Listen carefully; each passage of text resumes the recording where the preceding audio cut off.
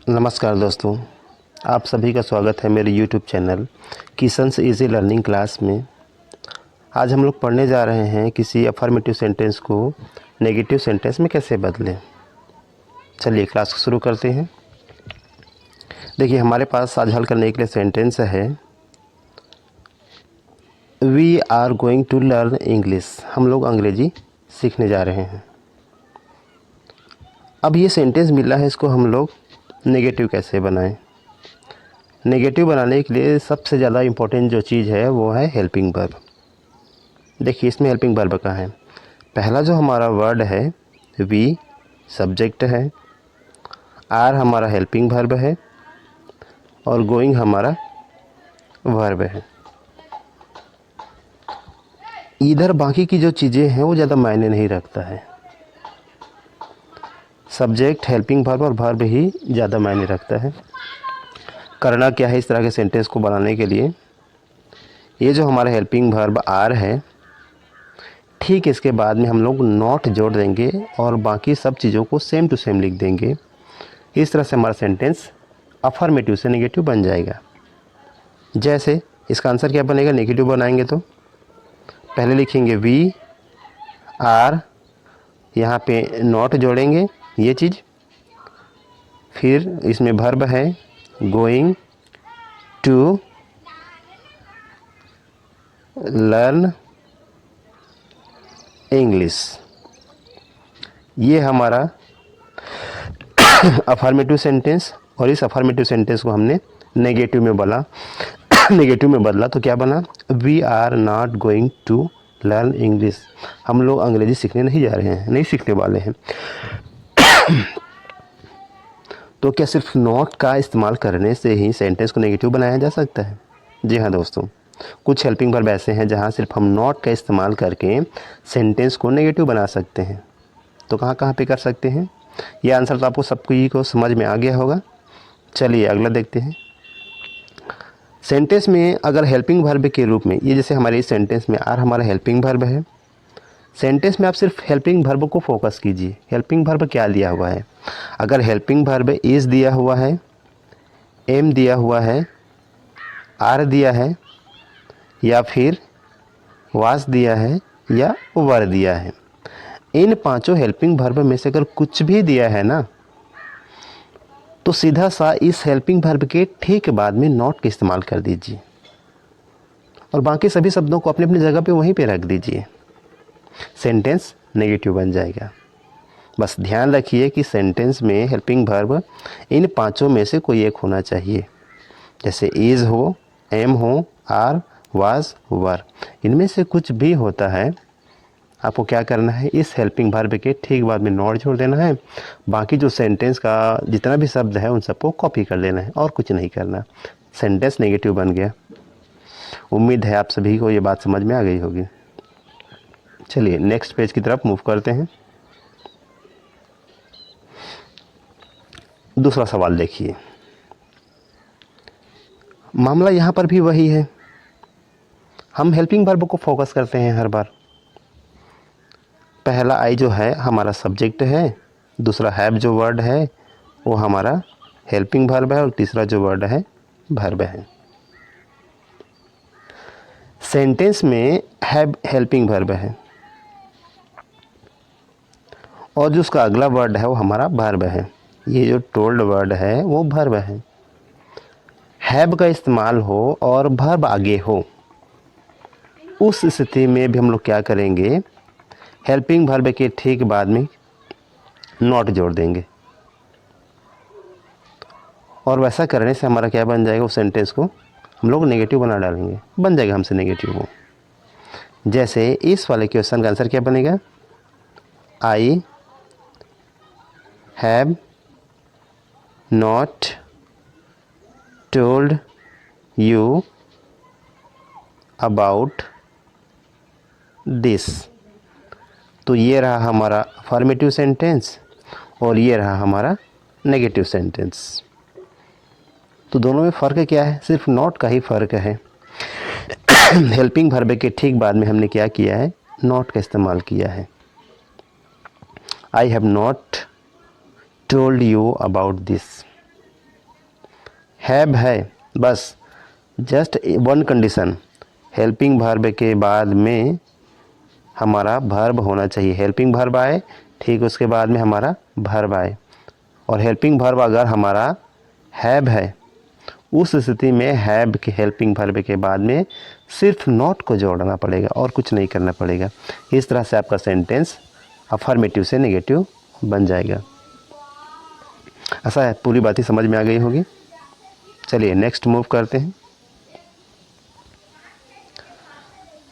इसमें देखिए मोहन सब्जेक्ट हो गया। हम जान रहे हैं कि हैज़ हमारा हेल्पिंग वर्ब है। ये जो स्पेंट वर्ड है वो वर्ब है। तो इसमें क्या करेंगे, इसको आंसर बनाने के लिए हमारे पास ये जो हैज़ वर्ड है वो हेल्पिंग वर्ब है। तो हेल्पिंग वर्ब है हैज़ हमारा। तो बाकी जो चीज़ें हैं सेम करते हैं, जैसे Mohan has not spent his money. तो इसमें क्या किया हमने, हेल्पिंग वर्ब हैज़, ये जो हेल्पिंग वर्ब है, ठीक इसके बाद में हमने नॉट को जोड़ दिया। और बाकी किसी भी शब्द में कोई परिवर्तन नहीं है, हमें कुछ नहीं करना पड़ा है, सिर्फ हेल्पिंग वर्ब के बाद में नॉट जोड़ दें। ऐसा हम कब कर सकते हैं, जब हेल्पिंग वर्ब हैज़ हो,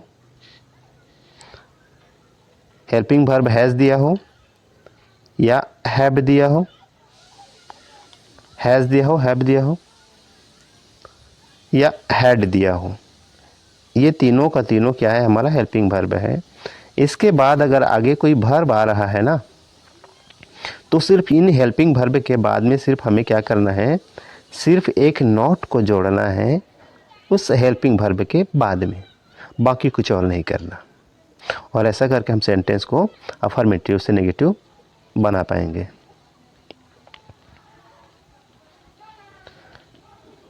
चलिए अगला देखते हैं। यह सेंटेंस हमारे पास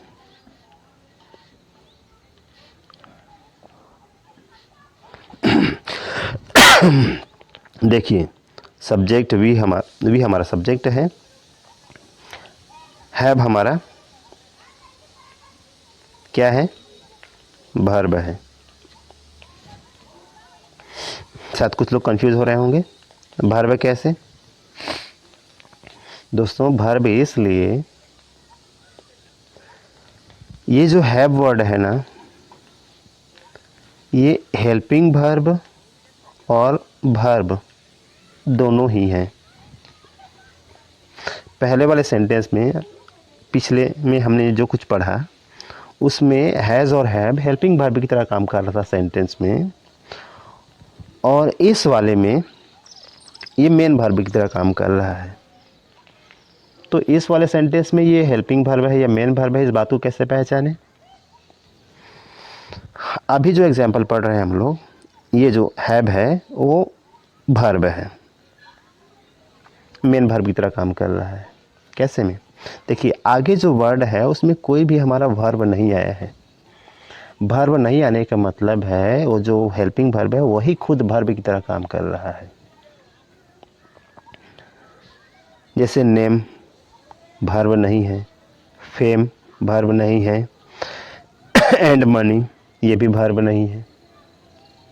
इसका मतलब ये है कि जो ये हैव है वो हेल्पिंग वर्ब नहीं है, वो मेन वर्ब है।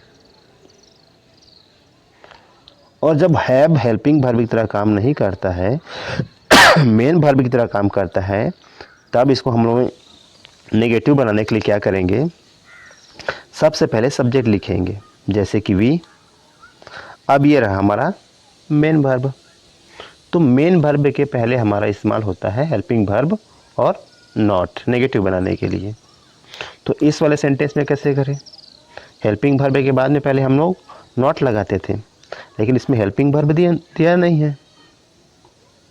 तो जहाँ भी आपको सेंटेंस में हैव मिले और वो वर्ब की तरह काम कर रहा हो, यानी कि उस सेंटेंस में और कोई वर्ब ना हो, तब की स्थिति में हमें क्या करना है, डू नॉट का इस्तेमाल करना है सेंटेंस को नेगेटिव बनाने के लिए। बात समझ गए होंगे। जहाँ कभी हमें ये हैव वर्ड देखने को मिले और आगे कोई भी वर्ब ना हो, तो उस हैव को हम लोग मेन वर्ब मानेंगे और उस स्थिति में सेंटेंस को नेगेटिव बनाने के लिए डू नॉट का यूज़ करेंगे। चलिए आंसर को ही बना के दिखा देता हूँ। जैसे वी हमारा सब्जेक्ट हो गया, अब उसके बाद हमारा ये मेन वर्ब आ रहा है, तो ठीक उसके पहले क्या करना है, हमें इस सेंटेंस को नेगेटिव बनाने के लिए डू नॉट इसका इस्तेमाल करना पड़ेगा। उसके बाद have, name, fame and money, ये हो जाएगा हमारा पूरा का पूरा आंसर, यानी कि नेगेटिव सेंटेंस। तो हमने क्या किया, सब्जेक्ट में मतलब सेंटेंस में कुछ भी नहीं बदले हैं, हमने इसको नेगेटिव बनाने के लिए सिर्फ डू नॉट का इस्तेमाल किया है। और डू नॉट के इस्तेमाल करने के पीछे वजह क्या है, ये वर्ड हैव, ये जो हैव वर्ड है वो मेन वर्ब की तरह काम कर रहा है। मेन वर्ब की तरह तभी काम करेगा जब आगे कोई, इधर आगे जो सेंटेंस है उसमें कोई वर्ब नहीं रहेगा, तो हैव हमारा हेल्पिंग वर्ब की तरह नहीं मेन वर्ब की तरह काम कर रहा है। और मेन वर्ब की तरह काम करते रहेगा तो सेंटेंस को नेगेटिव बनाने के लिए हमें लेना है डू नॉट। समझ गए बात को। सब्जेक्ट, फिर डू नॉट, फिर आगे जो कुछ है सबको सेम कॉपी कर दो। इधर कोई लेना देना नहीं होता है सेंटेंस में। जो मायने रखता है सब्जेक्ट, हेल्पिंग वर्ब और वर्ब तक ही मायने रखता है। बाकी जो आगे वर्ड रहता है ना, वो सिर्फ साथ देने के लिए आए रहते हैं, उनका उस सेंटेंस से नेगेटिव बनाने में कोई उनकी भूमिका ही नहीं होती है। जैसे नेम, फेम एंड मनी, ये जो 4 शब्द है ये सब फालतू है, सेंटेंस को बनाने के लिए आया है, साथ देने के लिए। इनको नेगेटिव बनाने के लिए इनको पूछना नहीं पड़ेगा, कुछ और नहीं देखना पड़ेगा। बात समझ गए।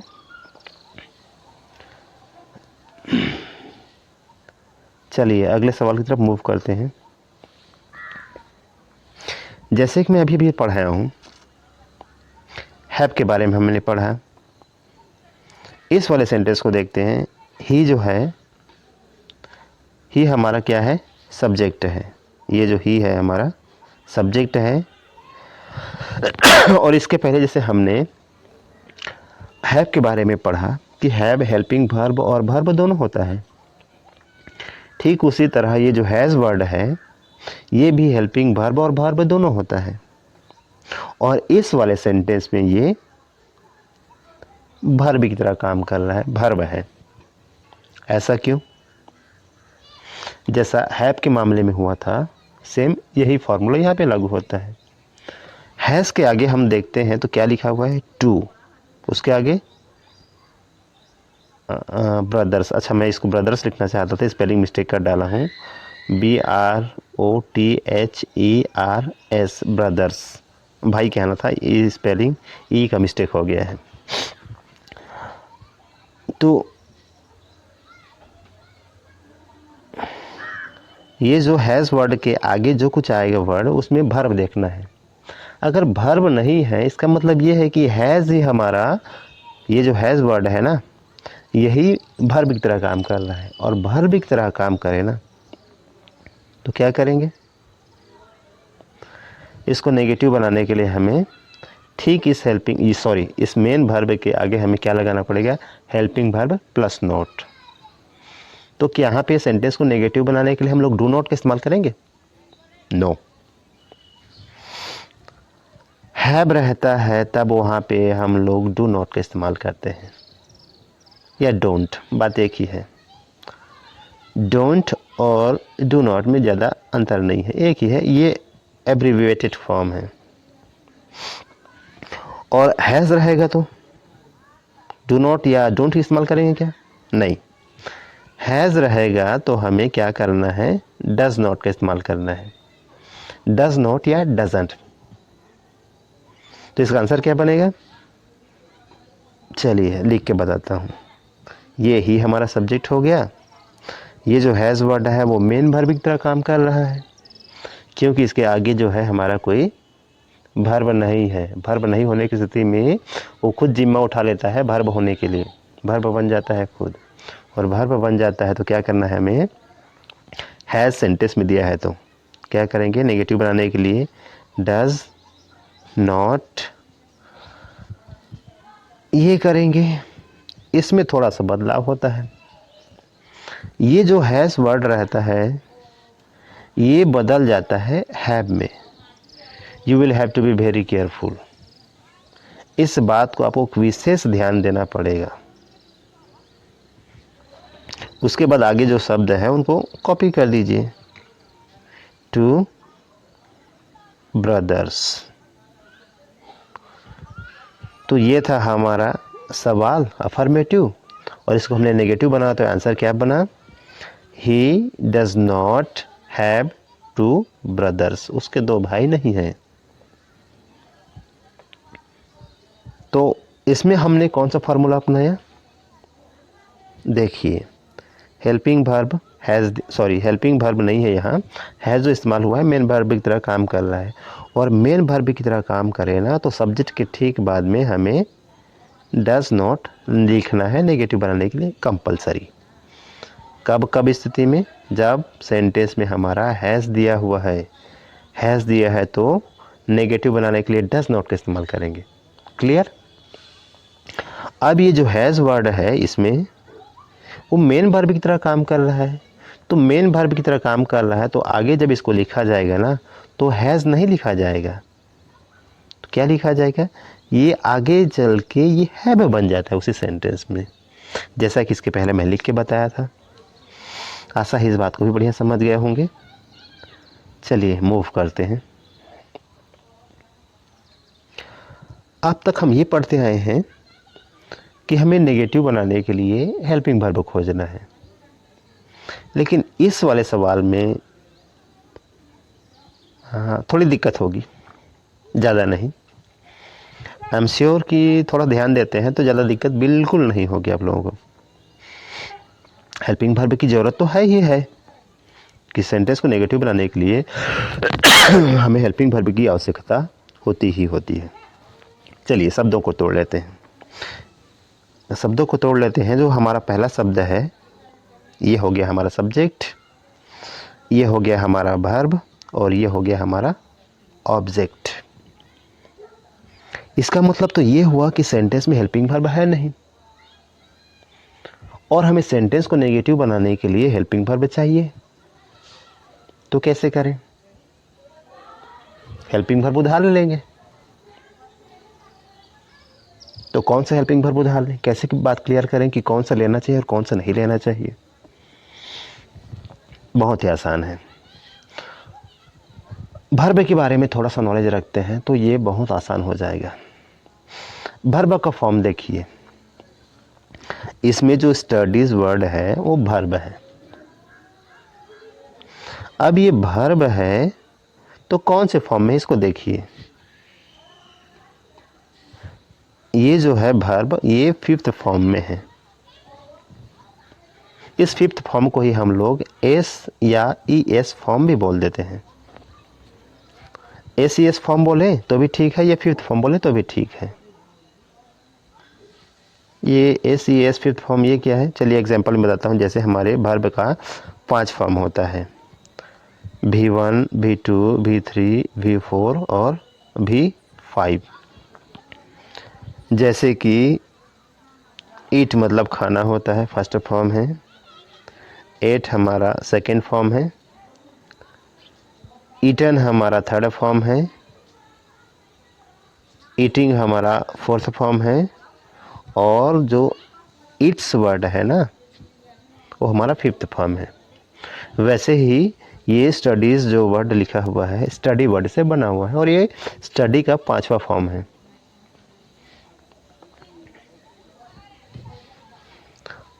और अगर देखिए जहाँ हेल्पिंग वर्ब ना हो ना, वहाँ निश्चित तौर पे जो वर्ब होगा ना फर्स्ट फॉर्म में होगा, सेकंड फॉर्म में होगा, या फिर फिफ्थ फॉर्म में होगा। क्लियर।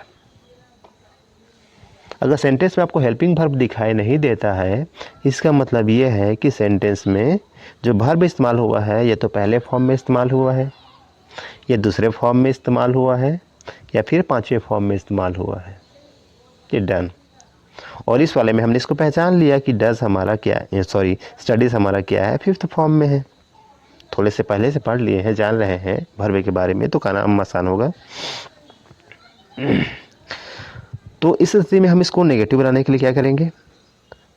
अगर सब्जेक्ट वर्ब का हमारा फर्स्ट फॉर्म इस्तेमाल हुआ है तो सेंटेंस को नेगेटिव बनाने के लिए हम लोग डू नॉट का इस्तेमाल करेंगे। हो गया। V2 का इस्तेमाल हुआ है, यानी कि वर्ब के सेकंड फॉर्म का इस्तेमाल हुआ है, तो हम लोग उस सेंटेंस को नेगेटिव बनाने के लिए डिड नॉट का इस्तेमाल करेंगे। क्लियर? और अगर फिफ्थ फॉर्म का इस्तेमाल हुआ है तो फिफ्थ फॉर्म का इस्तेमाल हुआ है तो सेंटेंस को नेगेटिव बनाने के लिए डज नॉट का इस्तेमाल करेंगे। इन्हीं बातों को याद रख लीजिए। सेंटेंस में अगर V1 इस्तेमाल हुआ है तो डू नॉट का इस्तेमाल कर लेना है, V2 इस्तेमाल हुआ है तो डिड नॉट का इस्तेमाल करना है, और V5 इस्तेमाल हुआ है तो डज इस्तेमाल करना है। बस इतनी सी बात। एक और बात है जो याद करना पड़ेगा, इन तीनों में इनमें से किसी भी चीज़ को याद लिखते हैं हम लोग, डू नॉट लिखते हैं, डिड नॉट लिखते हैं, या डज नॉट लिखते हैं, सेंटेंस में जहाँ कहीं भी डू डज डिड कहीं का पर भी इनका इस्तेमाल होता है तो वर्ब जो है वो फर्स्ट फॉर्म में आ जाता है। जैसे देखिए, इसको हल कर लेते हैं। राम हमारा सब्जेक्ट इस सेंटेंस में, अब ये फिफ्थ फॉर्म में है तो हम क्या लेंगे? Does not. तो सबसे पहले हम लोग लिखेंगे subject, helping verb plus not के रूप में हम लोग लिखेंगे डज नॉट को। ये हमारा हेल्पिंग वर्ब है, नॉट तो लिखना ही पड़ता है नेगेटिव बनाने के लिए। अब जिस सेंटेंस में डू डज डिड इनमें से किसी भी एक का भी इस्तेमाल हो जाता है ना, उस सेंटेंस में वर्ब को हमें फर्स्ट फॉर्म में रखना पड़ता है। ये रूल है। जैसे सवाल में हमारा जो स्टडीज़ वर्ड है वो फिफ्थ फॉर्म में है, देखिए, लेकिन हम आंसर बनाएंगे ना, और डज का इस्तेमाल हो गया, डू का इस्तेमाल हो गया, डिड का इस्तेमाल हो गया, उस स्थिति में जो हमारा जो वर्ड है, वर्ब है, वो हमारा V1 बन जाएगा हर बार। आगे जो वर्ड है उसको लिख देंगे। आगे वर्ड क्या है? इंग्लिश। तो इस तरह से हमारा आंसर क्या बना? नेगेटिव बनाए तो Ram does not study English, ये हो गया हमारा आंसर। तो इसको हमने हल करने के लिए क्या किया? सब्जेक्ट के बाद में डज नॉट लगाया। और डज नॉट क्यों लगाया? हमने वर्ब को देखा, वर्ब फिफ्थ फॉर्म में है इसलिए हमने डज नॉट इस्तेमाल किया। आगे वर्ब को इस्तेमाल करना होता है और हर बार V1 यानी कि फर्स्ट फॉर्म में, बेस फॉर्म में यूज़ करना होता है, और आगे जो भी जितना भी वर्ड रहेगा उन सबको हमें कॉपी कर देना होता है। उम्मीद है इस बात को भी बढ़िया से समझ गए होंगे। चलिए नेक्स्ट सवाल की तरफ मूव करते हैं। देखिए इस सवाल को देखते हैं। ये सवाल थोड़ा सा लंबा लग रहा है, लेकिन जैसे मैं बता चुका हूँ कि सेंटेंस को हल करने के लिए, अफर्मेटिव से नेगेटिव बनाने के लिए हमें हेल्पिंग वर्ब देखना पड़ेगा या तो वर्ब देखना पड़ेगा। आगे जितना भी वर्ड रहे उसका ज़्यादा कोई लेना देना नहीं रहता है, वो साथ देने के लिए रहता है। इस वाले सेंटेंस को देखते हैं। सब्जेक्ट यहाँ सी हमारा सब्जेक्ट है। ये जो वेंट वर्ड है वो वर्ब का सेकंड फॉर्म है, यानी कि वर्ब है, V2 फॉर्म में है। और ये जितना भी है, to Mumbai, to meet her friend, यहाँ से यहाँ तक हमारा जो वर्ड है ना, सेंटेंस को साथ देने के लिए आया है। नेगेटिव बनाने के लिए ये सेंटेंस के जितने भी शब्द हैं इनका कुछ लेना देना है ही नहीं, हमें बस यहीं तक देखना होता है, हेल्पिंग वर्ब वर्ब तक। अब जैसे अभी भी मैं बताया हूँ कि वर्ब फॉर्म देख के हम डिसाइड करेंगे कौन सा हेल्पिंग वर्ब हमें लेना है।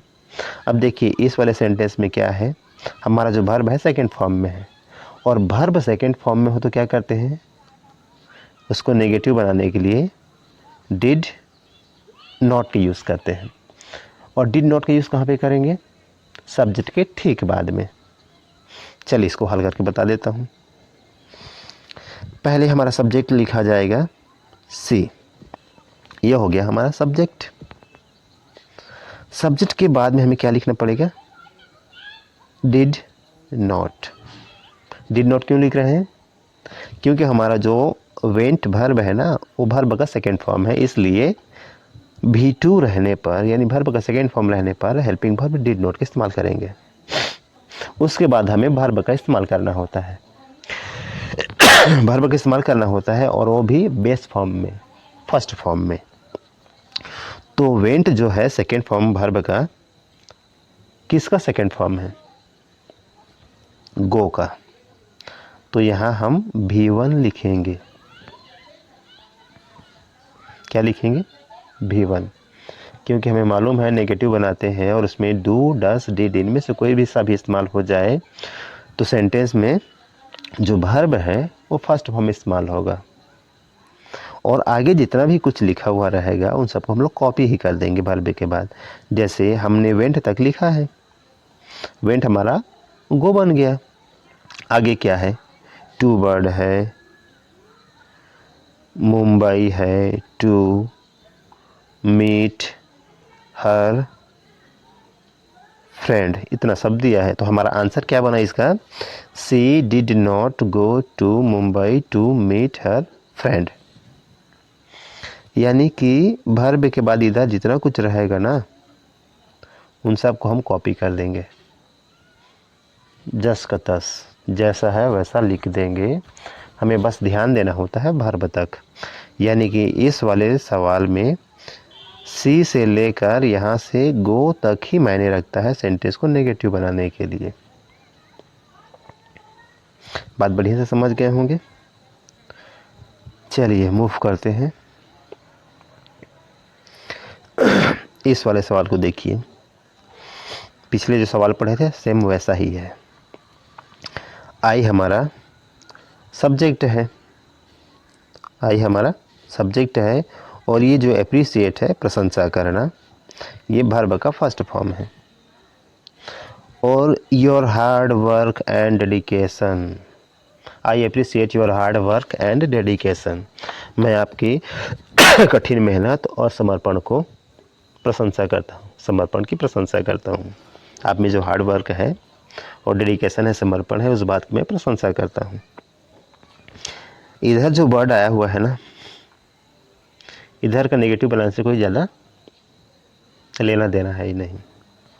हमें क्या देखना है, बस इन्हीं दो शब्दों को देखना है, भले इसका अनुवाद हमें आए कि नहीं आए। चलिए हल कैसे करना है, जैसे पहले बताया हूँ, यहाँ जो हमारा एप्रिसिएट वर्ड है फर्स्ट फॉर्म में है, और फर्स्ट फॉर्म में होता है तब क्या करते हैं, सेंटेंस को नेगेटिव बनाने के लिए डू नॉट का इस्तेमाल करेंगे। बात समझ गए हैं, बहुत पहले बताया अभी। चलिए हल करेंगे तो क्या बनेगा, हमारा सब्जेक्ट हम आई लिखेंगे। अब ये फर्स्ट फॉर्म में है तो ठीक सब्जेक्ट के बाद में क्या लिखेंगे, डू नॉट। ये तो नियम है, जब कभी भी हम वर्ब को फर्स्ट फॉर्म में देखें तो नेगेटिव बनाने के लिए डू नॉट का इस्तेमाल करें। ये कर दिया हमने। उसके बाद उसका वर्ब लिखेंगे एप्रिसिएट। एप्रिसिएट मतलब होता है प्रशंसा करना। आई डू नॉट एप्रिसिएट, मैं प्रशंसा नहीं करता हूँ। किस बात की प्रशंसा नहीं करते हैं, your hard work and dedication. इन सब को इधर आगे सेंटेंस में कॉपी कर देंगे, ज़्यादा कुछ नहीं। तो इस तरह से हमारा आंसर क्या बनेगा, I do not appreciate your hard work and dedication, ये आंसर बन जाएगा। यानी कि हम यहाँ से यहाँ तक को कॉपी करेंगे। ये भी बात बढ़िया से समझ गए होंगे। चलिए मूव करते हैं, इस वाले सवाल को देखिए। ये सी हमारा सब्जेक्ट, डज हमारा क्या है, नो। हेल्पिंग वर्ब मत सोचिए दोस्तों, ये हेल्पिंग वर्ब नहीं है, मेन वर्ब है। लेकिन अभी तो आप बताए कि डज हमारा हेल्पिंग वर्ब है, तो क्या डज हमारा हेल्पिंग वर्ब नहीं है? डज हेल्पिंग वर्ब होता है, बट इस वाले सेंटेंस में हेल्पिंग वर्ब नहीं है। जैसे देखिए, डू हमारा हेल्पिंग वर्ब है, डिड हमारा हेल्पिंग वर्ब है, डज हमारा हेल्पिंग वर्ब है। ये तीनों का तीनों वर्ड ना हेल्पिंग वर्ब है, बट ये जो एग्जाम्पल दिया है ना, जिसको हम लोग हल करने वाले हैं, इस सेंटेंस में जो ये डज वर्ड है वो हेल्पिंग वर्ब नहीं है, हेल्पिंग वर्ब की तरह काम नहीं कर रहा है, ये मेन वर्ब की तरह काम कर रहा है। अब इस बात को कैसे पहचानें, इसको पहचानने का तरीका भी बताया हूँ। अगर कोई हेल्पिंग वर्ब है और वो डाउट लग रहा है कि वो वर्ब है कि हेल्पिंग वर्ब है, आगे उसके शब्द जो दिया गया है उसमें वर्ब खोजिए। अगर उसमें वर्ब नहीं आता है तो वही मेन वर्ब है। जैसे ये हमारा डज है, इसके आगे वर्ड खोजिए, हर, उसकी, ये वर्ब नहीं है। होम, ये वर्ब नहीं है। वर्क, ये वर्ब नहीं है। वर्ब मतलब काम, कोई किसी काम का नाम नहीं है ये। इसका मतलब ये है कि ये जो हमारा डज हेल्पिंग वर्ब है ना, वो हेल्पिंग वर्ब नहीं है, ये मेन वर्ब है।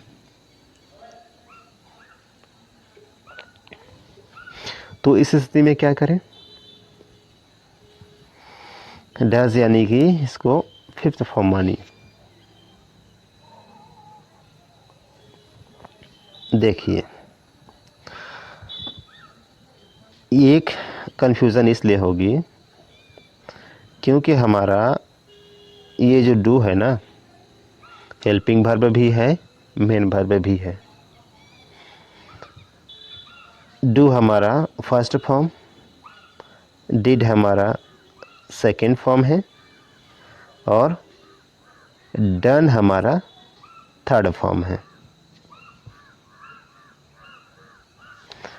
उसी तरह डूइंग हमारा फोर्थ फॉर्म है और जो डज वर्ड है ना वो फिफ्थ फॉर्म है।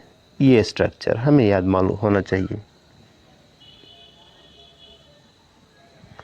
तो इस सेंटेंस में हमारे पास कोई हेल्पिंग वर्ब नहीं है और इस टाइप का सवाल एग्ज़ाम में कई बार आता है। बहुत बार ये ऐसे टाइप का सवाल कंफ्यूज करने के लिए देते रहता है एग्ज़ाम में।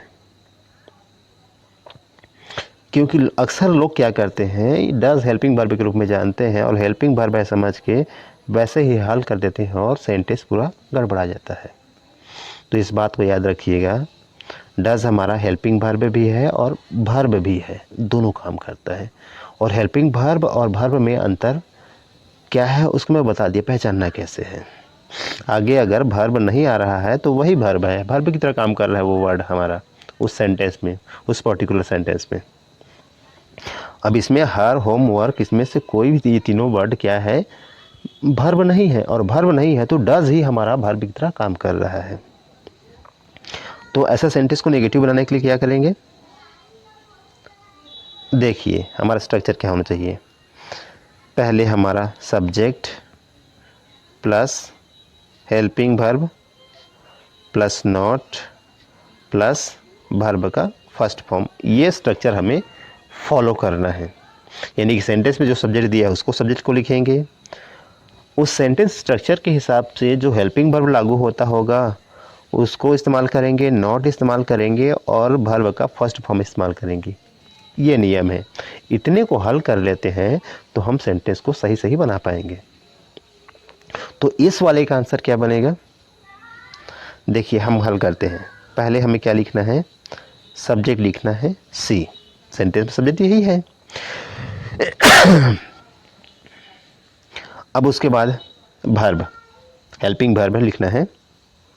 तो हेल्पिंग वर्ब ये फिफ्थ फॉर्म में है, जो हमारा डज वर्ड है वर्ब फिफ्थ फॉर्म में, और फिफ्थ फॉर्म में रहता है तो क्या करना है, हमें डज नॉट लिखना है। अभी बताया हूँ कि वर्ब अगर फिफ्थ फॉर्म में है तो हमें सेंटेंस को नेगेटिव बनाने के लिए डज नॉट लिखना पड़ेगा। तो ये हमने सब्जेक्ट की जगह सब्जेक्ट लिख दिया, ये हेल्पिंग वर्ब हम यहाँ डज इस्तेमाल कर रहे हैं, नॉट तो नॉट लिख रहे हैं, अब इसके बाद हमें क्या लिखना है, वर्ब का फर्स्ट फॉर्म। ये वर्ब का फर्स्ट फॉर्म, ये पूरा का पूरा हमारा फार्मूला है, इस फार्मूले के सबसे में चलना है। तो अब यहाँ क्या करना है, V1 लिखना है वर्ब का फर्स्ट फॉर्म। तो वर्ब का फर्स्ट फॉर्म कौन सा होगा, डू, क्योंकि जो डज फिफ्थ फॉर्म बना है ना वो डू से ही बना है। तो ये हो गया। और इसके बाद आगे जो सेंटेंस है उसको हम लोग लिख देंगे, हर होम वर्क। इस तरह से ये जो हमारा सवाल दिया था, सी डज हर होमवर्क, इसका आंसर क्या बना, she does not do her homework. Maximum जो स्टूडेंट्स मिस्टेक करते हैं ना, वो मिस्टेक ये है, यहाँ पर ये डू को नहीं लिखते हैं। डू को नहीं लिखने से ही हमारा क्या हो जाता है, आंसर गलत हो जाता है। तो बात बढ़िया से समझ गए होंगे। और इस तरह का जो सवाल है बार बार एग्ज़ाम में आते रहता है, तो इस बात से बड़े ही अलर्ट रहें कि जो हमारा do does did helping verb है और साथ में ये वर्ब की तरह भी काम करता है।